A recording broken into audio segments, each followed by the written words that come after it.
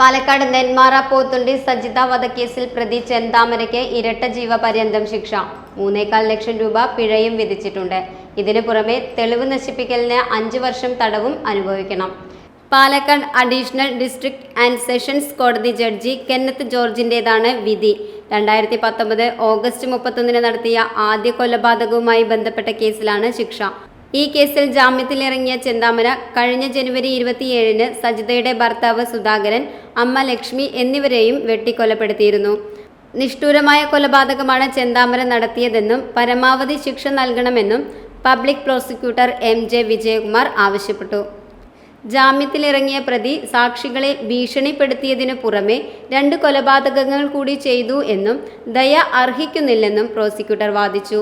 എന്നാൽ കേസ് അപൂർവങ്ങളിൽ അപൂർവമല്ലെന്നും മുൻപ് ഒരു പെറ്റി കേസിൽ പോലും പ്രതിയാകാത്ത ആളാണ് ചെന്താമരയെന്നും പ്രതിഭാഗത്തിനു വേണ്ടി ഹാജരായ അഡ്വക്കേറ്റ് V ഷൺമുഖാനന്ദൻ പറഞ്ഞു. അയൽവാസിയായിരുന്ന നെന്മാറ പോത്തുണ്ടി തിരുത്തമ്പാടം ബോയൻസ് നഗറിലെ സജിതയെ ചെന്താമര വീട്ടിൽ കയറി വെട്ടിക്കൊലപ്പെടുത്തിയെന്നാണ് കേസ്. ഭാര്യയും മകളും പിണങ്ങിപ്പോയതിനു പിന്നിൽ സജിതയ്ക്കും പങ്കുണ്ടെന്ന് വിശ്വസിച്ചായിരുന്നു കൊലപാതകം. വീടിന്റെ പുറകുവശത്തുള്ള വാതിലിലൂടെ അകത്തു കയറിയാണ് സജിതയെ വെട്ടിയത്. വീട്ടിൽ തിരിച്ചെത്തി കത്തി അലമാരയ്ക്കടിയിൽ ഒളിപ്പിക്കുകയും രക്തക്കറ പുരണ്ട ഷർട്ട് കത്തിച്ചു കളയുകയും ചെയ്തു.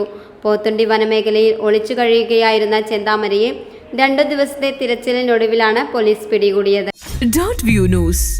കാഴ്ചകളാണ് ലോകം, കണ്ടു തുടങ്ങുക.